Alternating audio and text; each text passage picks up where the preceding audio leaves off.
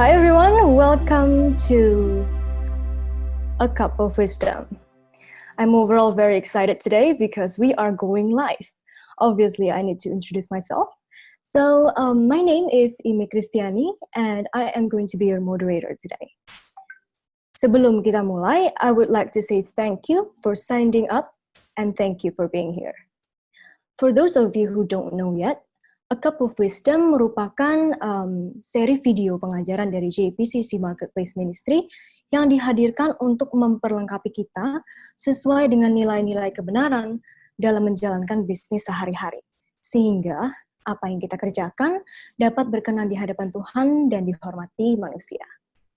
Sedikit background, seperti yang kita sudah ketahui, seluruh dunia sedang menghadapi musim yang sangat sulit. Pandemic COVID-19 sangat cepat menyebarnya dan tidak ada yang sungguh-sungguh siap dalam menghadapinya, termasuk juga para pelaku bisnis. Sebagai pengusaha Kristen, sangat penting untuk kita mempunyai sudut pandang yang benar dalam situasi atau melihat situasi ini agar kita dapat membuat keputusan yang tepat sehingga kita dapat melewati krisis ini dengan baik. Dan kali ini, A Cup of Wisdom bertemakan Navigating Business During COVID-19, yang tentunya akan membahas tentang bagaimana cara kita sebagai pengusaha Kristen untuk dapat memiliki mindset dan strategi yang benar dalam menghadapi krisis ini. Sebelum kita mulai, saya ingin memperkenalkan 3 pembicara kita atau panelis kita pada hari ini yang sangat luar biasa. Yang pertama, we have David Cokroraharjo here. Where's David? Dia adalah partner di salah satu venture capital, there you go, dan business leadership coach. Ia juga aktif di JPCC sebagai date facilitator. Hi David. Hi, thank you for having me today. Sure, our pleasure. Selanjutnya, we have Dennis Krishna. Ia adalah seorang pengusaha di bidang property. There you go. Hi Dennis. How are you? Hi David. I'm good, thank you.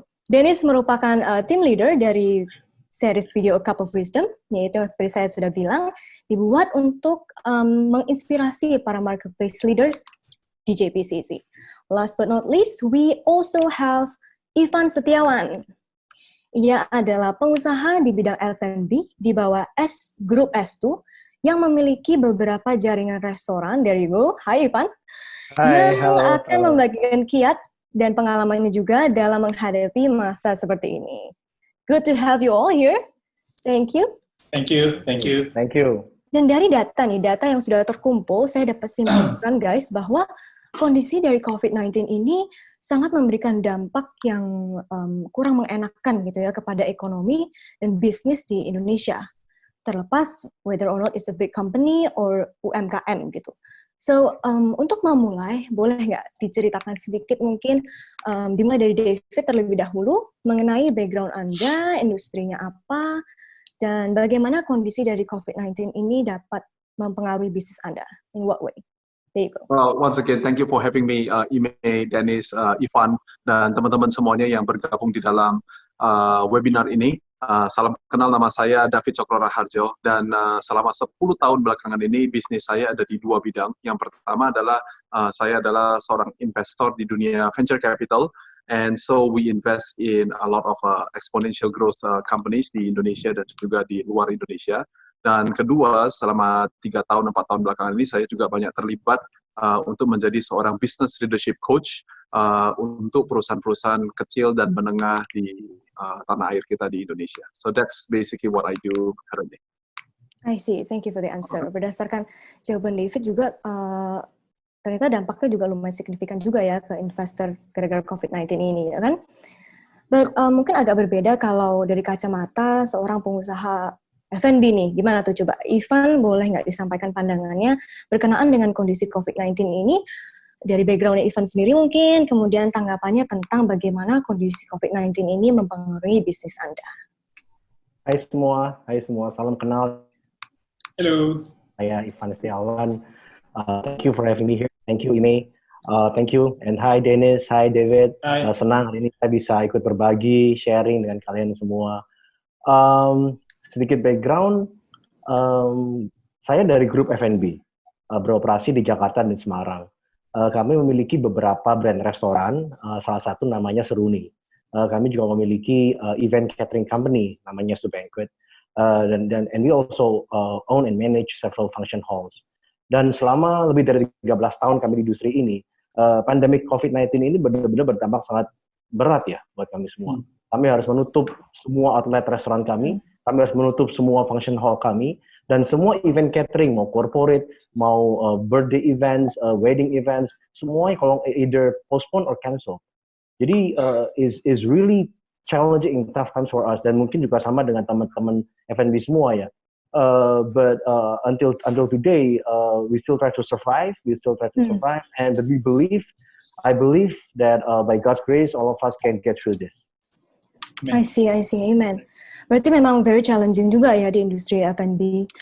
But hey, thank you for sharing. We really appreciate it, Ivan. Last but not least, saya juga ingin mendengar pendapat dari Dennis. As I have mentioned before at the beginning, bahwa Dennis bisnisnya bergerak di dalam bidang properti.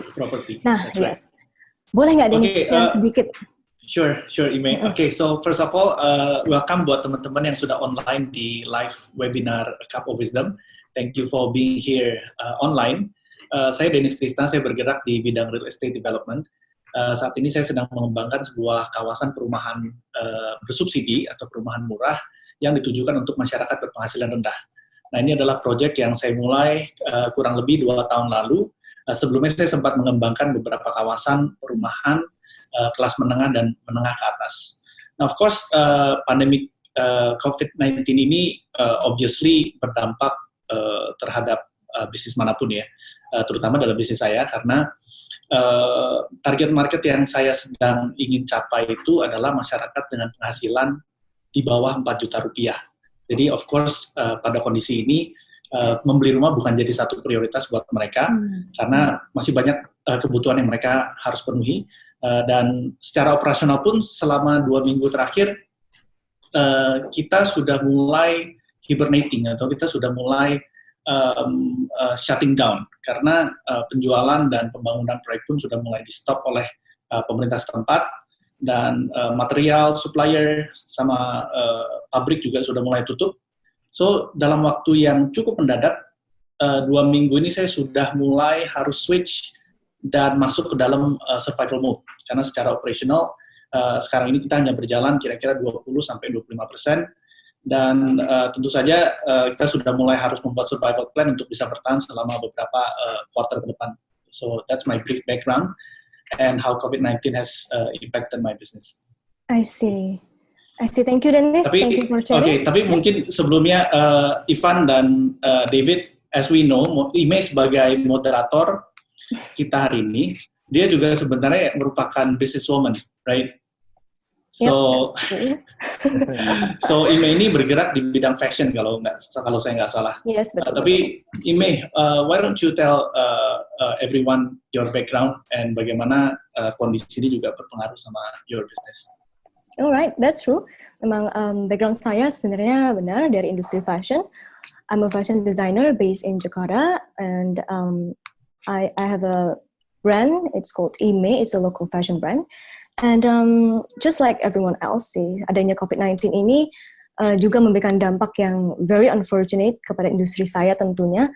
Lumayan parah sih kalau dalam industri fashion, since day one pemerintah menghimbau kita untuk work from home.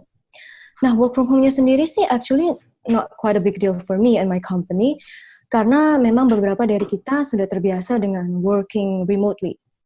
Akan tetapi banyak acara yang melibatkan banyak orang di mana berpotensi menimbulkan kerumunan itu mau nggak mau harus ditunda atau bahkan dibatalkan. Nah, hal inilah yang kemudian berimbas kepada bisnis saya. I have to admit. So kayak meeting and appointment semua harus diundur, fashion show dan photoshoot impossible to happen ya harus di-cancel. And tentu saja sales jadi menurun eventually. Dan untuk memonitor productivity juga somehow jadi susah karena the impact has been felt across the textile sector as well. Textile industry juga toko-toko semua pada tutup, so produksi yang tadinya harus kelarnya bulan ini jadi diundur dan lain sebagainya. Kalaupun jalan pun slow banget. So it was very very unfortunate sih benar. I believe it's incredibly challenging untuk setiap dari kita juga bukan. Dan thank you so much for being transparent. I think it's brave enough untuk kita bisa ngomong dan terbuka satu sama lainnya. Dan saya percaya di sini semua business owners juga pasti aware ya bahwa kondisi dari COVID-19 ini memberikan dampak yang sangat signifikan terhadap bisnis kita. Dan kemudian tentunya menimbulkan banyak sekali challenge yang baru, tension, dan problem yang belum pernah kita hadapi sebelumnya. Nah, dari tantangan yang berdatangan, bertubi-tubi seperti itu, kita tentunya mau merespon dengan baik dan benar, dengan efisien dan sebijaksana mungkin. Nah, kalau dari Ivan nih, saya mau tanya dulu. Mungkin boleh duluan share ke kita-kita ya, mengenai gimana sih caranya supaya setiap kita dapat, sebagai Christian Business Leaders ini, dapat merespon dengan benar dalam menghadapi kondisi yang sulit ini, gitu. Bagaimana sih caranya, secara mindset mungkin, atau secara strategi, sebaiknya bagaimana kalau menurut Ivan? Oke, thank you. Thank you for the opportunity. Saya punya waktu berapa lama nih? Well, 2 or 3 minutes. Anytime that you need. So, okay. First thing first ya. Nomor satu, kita harus tenang dulu. And then kita harus bisa terima kenyataan bahwa memang keadaannya seperti ini. Dan kita harus benar-benar bisa cari hikmat Tuhan. Mindset, apa yang coba kita lakukan adalah kita coba terapkan mindset seorang hero. Hero ya, pahlawan. Di mana kita fokusnya 2 hal. Yang pertama adalah fokus nggak cuma gimana nyelamatin bisnis kita aja, cuman lebih kepada gimana kita bisa menyelamatkan atau membantu orang lain. Pertama dimulai dari setiap karyawan kita, and then kita bisa membantu supplier kita, and then community, dan juga still how to provide safe and healthy meals for our customers, karena juga di challenging buat kita semua, bukan? Nah, hal yang kedua yang kita mesti fokusin adalah kita harus bisa establish a continuous transparent communication, ya kan? Jadi di mana kita harus berani jujur, terbuka, be real dengan semuanya, dengan shareholders, dengan employee, dengan landlord, semuanya. Tujuannya satu, supaya kita bisa ketemu di tengah, supaya kita bisa find the common purpose, yaitu bahwa we want to help each other, we want to support each other, dan percaya bahwa the more heroic the purpose is, the more people will get on board. Dan this sense of unity is very powerful, and this is the kind of power that we need to survive. Bicara soal strategi, ada 5 hal. Yang pertama, as a hero, we need to find our superpowers. Maksudnya apa? Coba cari apa yang ada di tangan kita, yang kita miliki, yang bisa dengan mudah dan cepat kita inovasikan, kita rubah, kita kembangkan, kita enhance, supaya bisa menjadi sesuatu yang baru, yang bisa kita menjadi jawaban untuk kebutuhan yang sekarang ada. Dan fokus pada hal-hal yang memang we are good at. Masalahnya gini, semuanya harus stay at home, ya, semuanya nggak bisa kemana-mana. Semua business do home delivery. What makes you different than others? Okay. Contoh seperti nasi goreng, kita jago bikin nasi goreng. Can you do something different, like bikin nasi goreng yang paling sehat mungkin, yang uncovid misalnya, atau nasi goreng yang the fastest delivery, atau nasi goreng yang freshnya paling banyak. Jadi sehingga kalau pesan dari Senin sampai Minggu, variasinya ada, gitu. Yang penting the keywords adalah we have to be agile. How fast can you adapt to changes? Karena situasi seperti ini setiap hari berubah, dan the fast you can anticipate changes, itu make you it will you ahead of your competitors.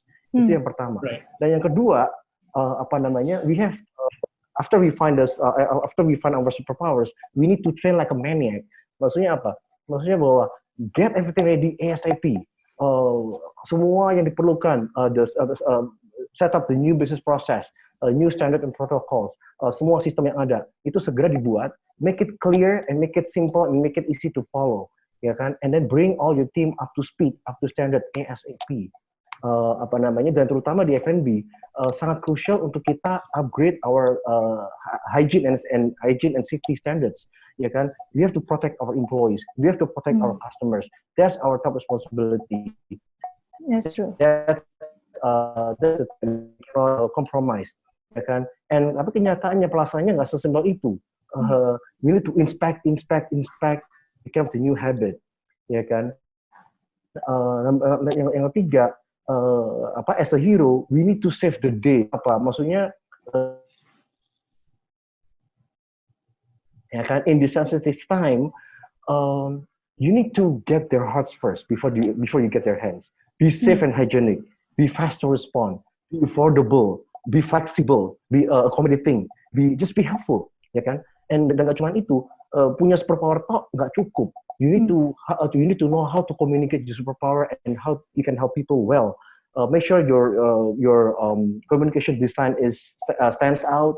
Make sure the message is brief and simple and clear. Make sure the benefits are relevant, and etc. And then number 4 is money. Maksudnya gimana? Maintain your liquidity. Usahakan you can still be profitable or at least break even operationally. That's what gonna sustain you in the long run, ya kan? Karena we need long endurance. For sure, no capex, no expansion. Keep everything efficient as possible. Watch your corporation cost closely. Cut cost. Cost of goods. Less menu, simple menu, sehingga nggak terlalu banyak pile up on the stock inventories. Negotiate with your suppliers to get special rate. Negotiate dengan landlords. Mungkin bisa dapat keringanan sewa dan lain sebagainya. Pricing is crucial.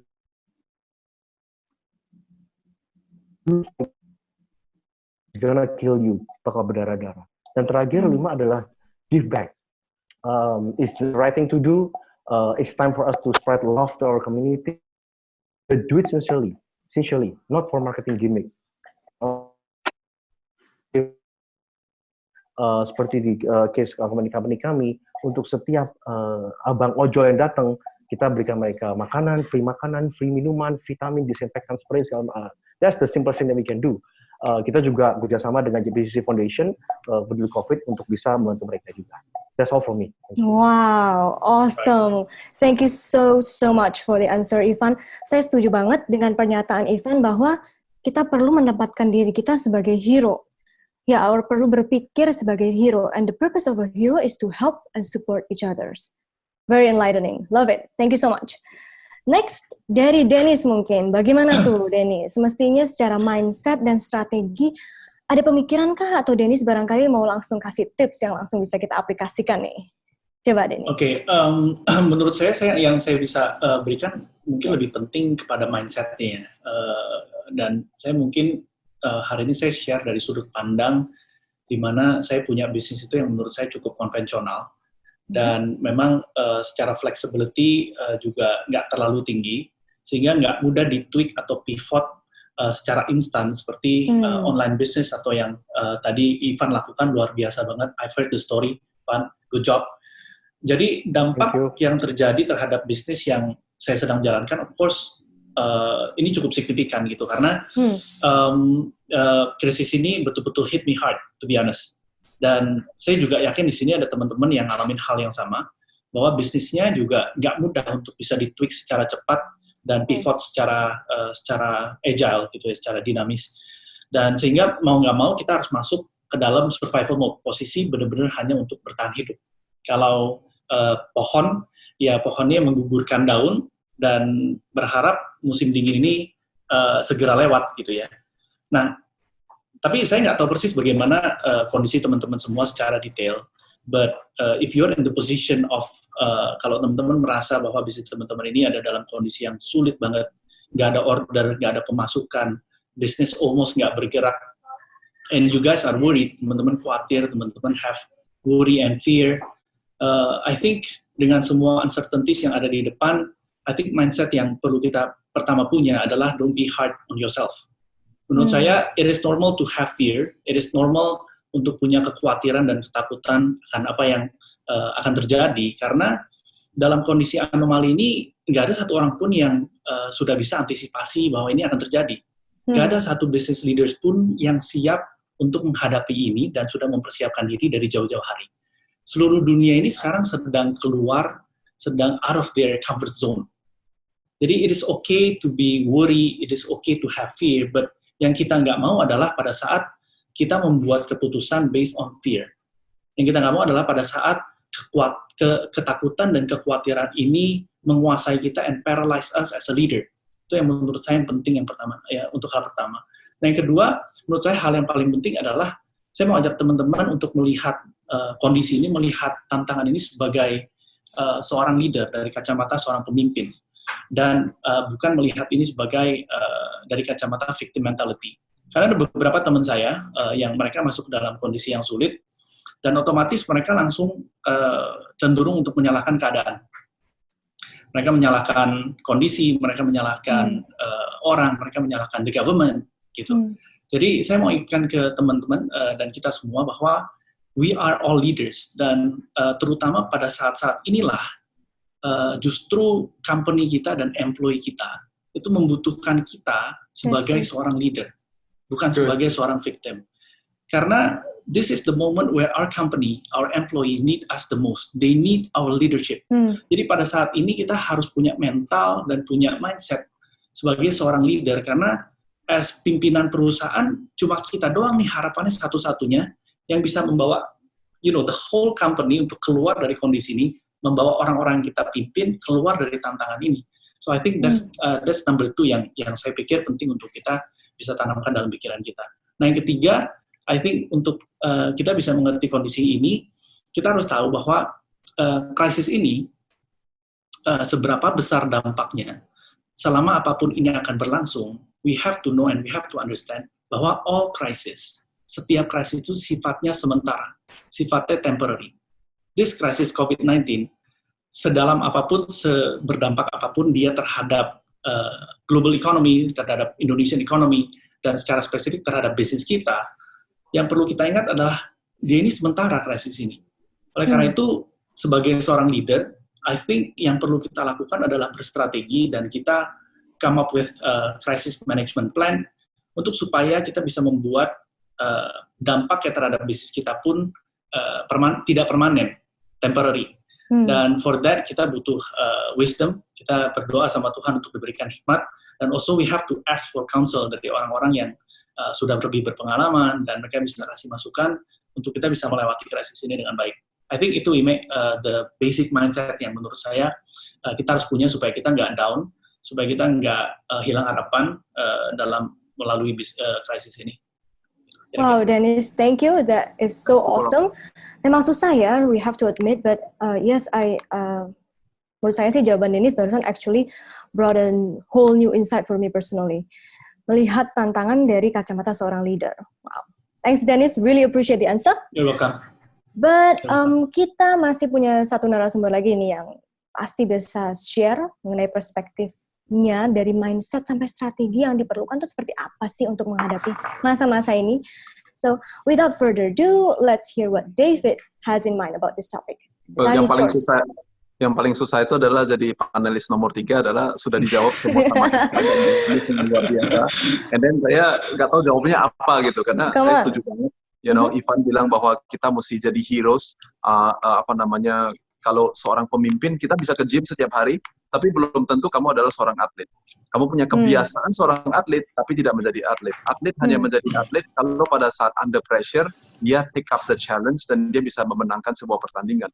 Right? And so, seorang pemimpin, kita mungkin selama ini kondisi baik-baik aja, kita punya kebiasaan seorang pemimpin, tapi justru di masa-masa seperti sekarang, heroes are being called, leaders are being called. Apakah kita bisa answer the call atau tidak bisa answer the call? Saya rasa dari kita berempat, tadi kita sudah sharing, gak ada satupun yang pernah mengatakan bahwa adalah COVID-19 ini tidak ada dampak apa-apa di dalam bisnis saya atau dalam kehidupan saya secara pribadi. The fact is, setiap daripada kita, dan saya yakin semua orang yang sedang mendengarkan, sedikit banyak kita ada kena dampaknya. So it's not a question of if, it is a question of when. Karena ada yang langsung di hari pertama langsung kena dampaknya, tapi ada yang kena dampaknya mungkin 3 minggu kemudian, ada yang 2 bulan kemudian, dan bahkan jangan kaget, nanti adalah pada saat kita semuanya lagi rebound, nanti akan ada orang lain lagi yang bahkan kena dampaknya 6 bulan atau 9 bulan dari sekarang. Jadi COVID-19 ini adalah sebuah krisis dan dia sifatnya akan berdampak kepada semua orang. And I also really like apa yang Dennis kasih tahu. Saya lagi pikir, saya lagi lihat di screen saya cuma ada kita berempat. Ini adalah satu-satunya nggak pakai kacamata. Sedangkan saya dan Dennis, kita tiga-tiganya semuanya pakai kacamata. See, the thing is, saya mau bacakan kita dari dari Alkitab, Amsal 23 ayat yang ke-19. Amsal 23 ayat 19 berkata begini, dan jadilah bijak, tujukanlah hatimu ke jalan yang benar. Ya kan? Nah, ke jalan yang benar ini, pada saat kita menunjukkan hati kita kepada jalan yang benar, kita harus melihat dari dua sisi. Tadi Ivan banyak bercerita secara operasional apa yang dia harus lakukan, karena restorannya aja sampai harus ditutup. Kalau restoran ditutup, terus kita cuma lipat tangan, kita bilang, ya sudah, kita berserah aja, semuanya kayak begitu. Ya, then the company goes kaput right now, seperti begitu. Jadi ada hal-hal yang sifatnya secara operasional yang kita harus lakukan, tapi kata yang Ime pakai saya rasa penting sekali, karena satu lagi adalah secara strategi. Ya kan, jadi ada perbedaan apa yang harus kita pikirkan secara strategis, dan apa yang kita harus pikirkan secara secara operasional. Nah, sebagai contohnya kacamata ini, kalaupun saya nggak pakai kacamata dan saya tidak bisa melihat Ime dan Dennis dan Ivan secara jelas, tapi saya bisa melihat secara samar-samar. Asalkan saya masih mengarahkan mata saya kepada kamera sekarang ini, kalian masih melihat saya dengan jelas, walaupun mungkin saya tidak jelas, tapi arahannya tetap benar. Nah, itu kebijaksanaan yang pertama. Tapi untuk bisa melakukan secara operasional, saya hanya punya satu cara. Either saya mendekatkan diri kepada operasional kamera sehingga saya sekarang bisa lihat Ivan, atau saya pasang kacamata saya sehingga dari jarak yang lebih jauh pun saya tetap bisa melihat dengan jelas. Jadi firman Tuhan dengan jelas mengatakan, jadilah bijak. Dan jadilah bijak artinya apa? Kamu mesti mencondongkan arahan pandangan kita kepada sesuatu yang benar gitu. So, I think that everybody already say it, saya ada sedikit kayak cuma mengulang-ulang. Tapi di dalam dunia saya, sebagai contohnya, dan untuk jarak jauhnya seperti apa? Saya adalah investor untuk high growth economy. Artinya adalah perusahaan-perusahaan ini yang larinya cepat sekali. Think about unicorn companies, think about perusahaan-perusahaan yang mereka mesti mengeluarkan biaya yang sangat luar biasa besar, tenaga kerja yang mereka hire mungkin dalam bentuk ratusan dan ribuan orang. Sifatnya besar, tapi ini kuncinya. Even at right now, at least pada saat titik kita sedang berbicara sekarang ini, mereka masih punya dana yang cukup besar. That is different dengan sebagai business leadership coach, saya bekerja dengan UKM dan UMKM. Usaha yang kecil dan yang menengah, di ekonomi yang normal aja, mereka sudah memiliki cash flow problem. Begitu inventory ngodot 1 hari atau 3 hari aja, itu bisa berdampak kepada cash flow-nya mereka. Jadi ini adalah dua masalah yang berbeda. Jadi jawabannya bukan semuanya harus mengikuti A, atau semuanya harus mengikuti B. Oleh karena itu, seperti tadi Dennis katakan dengan benar, Ivan juga sedang sebutkan dengan jelas, adalah kita mesti punya mindset yang sehat. Mindset yang sehat, right? Nah, kalau sesuatu disebut dengan krisis, walaupun dia sifatnya sementara, krisis itu kayak kebakaran, right? Kayak kebakaran. Jadi kalau lagi kebakaran, bakalan ada yang kosong, dan ada bakalan yang akan hilang. So, if you are in denial sebagai seorang pemimpin, kita menolak untuk menerima kenyataan bahwa lagi ada kebakaran, dan kita kasih tahu sama semua orang tinggal di dalam ruangan, you already know what's gonna happen. Maka sekarang kematian yang akan terjadi, bukan kerugian. Oleh karena itu, mindset kita, walaupun kita anak-anak Tuhan, dan kita percaya bahwa Tuhan bekerja di dalam segala hal, kadang-kadang Tuhan bekerja di dalam kehidupan kita, justru untuk melewati sebuah krisis, ya kan? Seperti khotbah minggu lalu, kalau kalian ada mendengarkan, Pastor Yose mengatakan bahwa storm itu tidak selalu datang, badai itu tidak selalu datang untuk menghancurkan, kadang-kadang badai itu datang justru untuk membersihkan. Kira-kira begitu ya kalau translation bahasa Indonesia. Oleh karena itu kita sebagai pemimpin mesti tahu, ada sesuatu yang mesti loss, ada sesuatu yang mesti hilang. Nah, pada saat kita mengerti itu, dan tidak lagi ignorant dengan data itu, dengan fakta itu, tiba-tiba kita bisa mendapatkan apa yang tadi kalian dengar dari Dennis dan Ivan, yaitu adalah kita mulai memikirkan ada strategi-strategi apa yang saya bisa lakukan. Jadi itu saya rasa pertama yang kita harus lakukan. Dan kemudian Ivan dan Dennis juga dua-duanya menyebutkan ini, sekali lagi saya hanya mengulang, penting sekali bahwa kalian punya subject matter experts. Jangan dengerin berita-berita yang nggak ada hubungannya dengan kita. Jangan dengerin berita-berita yang nggak ada relevansinya dengan dunia kita, tapi kemudian karena kita dengerin, itu membuat kita menjadi takut. Dan itu membuat kita menjadi cemas yang nggak ada arahannya, sehingga akhirnya membuat kita menjadi paralyzed dan tidak bisa melakukan apa-apa. Kalau mau belajar, kalau mau buka internet, kalau mau dengar sosial media, mau dengar pengajaran, cari dari orang-orang yang sudah pernah mengalami. Nah, kemudian dia bermau untuk berbagi dengan kita. Itu namanya adalah subject matter expertise. Nah, di dalam 20 tahun belakangan ini, saya sudah mengalami 4 kali krisis. Yang pertama adalah Mei tahun 1998, pada saat itu walaupun saya masih remaja, tapi saya sudah adalah seorang pengusaha, itu yang pertama. Dan kemudian saya juga mengalami 2 krisis moneter di Amerika Serikat, yaitu adalah September 11 2001 dan kemudian tahun 2008 subprime mortgage. Krisis itu semuanya memiliki ada 2 hal yang paling sedikit yang mirip. Yaitu yang pertama, kalau kita sebut sesuatu krisis itu sifatnya dampaknya adalah universal. Nah, tadi Dennis juga udah kasih tahu, dan semuanya kita sebenarnya udah mengatakan, if you are feeling alone, don't be. And here's the reason, karena semua orang sedang mengalami yang sama. Jadi, kalau kamu merasa bahwa saya ini adalah yang sial, saya ini adalah yang salah, kita menyesali keputusan-keputusan kita yang lama, itu tidak membantu untuk menyelesaikan masalah kita. Karena krisis itu sifatnya universal. Apalagi kalau kita lihat cerita COVID-19, mau tua, muda, punya uang, nggak punya uang, whatever you do, semuanya akan mengalami persis sama. Oleh karena itu, kita harus punya sebuah mindset yang seperti demikian untuk bisa mengalami. But here's what I want to say. Dalam ketiga krisis yang saya sudah alamin sebagai seorang pengusaha, ketiga-tiganya, there is always a new norm. A new normal, sebuah normalitas yang baru oleh karena krisis yang dialami. This is very, very important. Jadi di satu sisi kita mesti sadar diri, kita mesti menerima kenyataan, dan kita mulai melakukan strategi yang untuk bisa mematikan api itu, if you may. Tetapi yang kedua, kita harus punya pengharapan yang besar. Nah, kalau mindset kita sudah berubah seperti demikian, tiba-tiba ide dan strategi bisa muncul di mana-mana. Karena tiba-tiba sekarang kita bisa berpikir begini, oh, kalau sekarang orang-orang yang sedang di rumah, yang work from home, apakah kita sadar bahwa 3 bulan dari sekarang, atau 6 bulan dari sekarang, atau 9 bulan dari sekarang, mereka adalah tetap akan menjadi customer kita. Customer yang nantinya akan beli dari kita, yang sekarang sedang mengalami COVID-19, nah tadi pakai bahasanya Ivan, kita bisa jadi hero buat mereka, memenuhi kebutuhan mereka sekarang ini, itulah akibatnya nanti pada saat semuanya ini sudah kembali lagi menjadi sebuah normal, ada normalitas yang baru, tiba-tiba SOP kita jadi tambah keren. Tiba-tiba penjualan kita meningkat secara sendirinya. You know why?